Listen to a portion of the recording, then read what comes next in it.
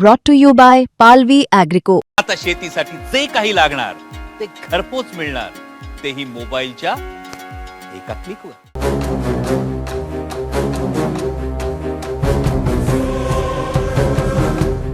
अशोक खरात आता जेलमध्ये आहे. त्याचे कारनामे आणि 58 व्हिडिओंची सध्या बरीच चर्चा सुरू आहे. बऱ्याच बड्या लोकांसोबतचे फोटो, व्हिडिओ आणि त्याचे असणारे संबंध यामुळं खरातची पोहोच किती जबरदस्त होती हे लक्षात येत आहे.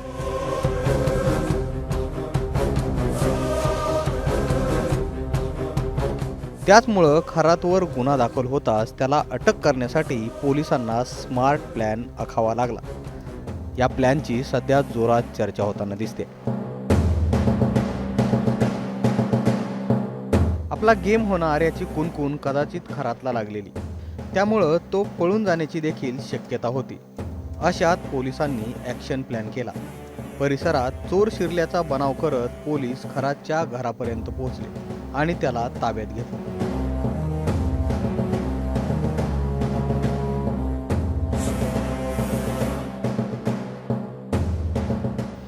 त्याला ताब्यात घेण्याची ही स्टोरी फारच रंजक आहे.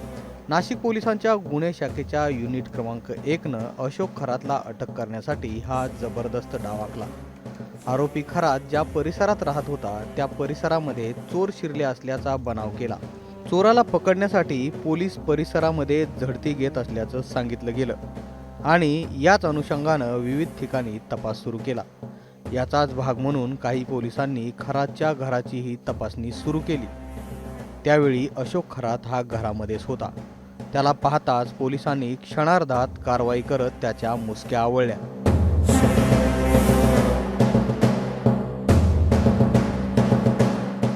या अनपेक्षित हालचालींमुळे आरोपीला पळून जाण्याची संधीच मिळाली नाही.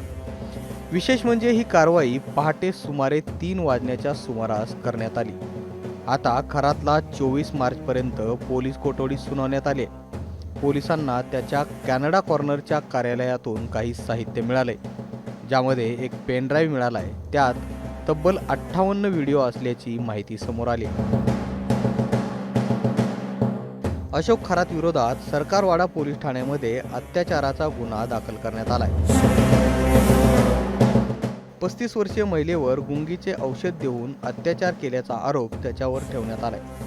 अनेक राजकीय नेते, सेलिब्रिटी आणि उद्योजक त्याच्याकडे मार्गदर्शनासाठी जात असल्याची माहिती आणि फोटो समोर येताना दिसत आहेत. याचमुळं खरातच्या मुसक्या आवळण्यासाठी पोलिसांना हा विशेष प्लॅन आखावा लागला. आपल्याला या संदर्भात काय वाटतं आम्हाला तुम्ही कमेंट बॉक्समध्ये नक्की सांगा आणि मुंबई तकला जर तुम्ही सबस्क्राईब केलं नसेल तर सबस्क्राईब करून घ्या. नाशिकहून प्रवीण ठाकरे, मुंबई तकसाठी.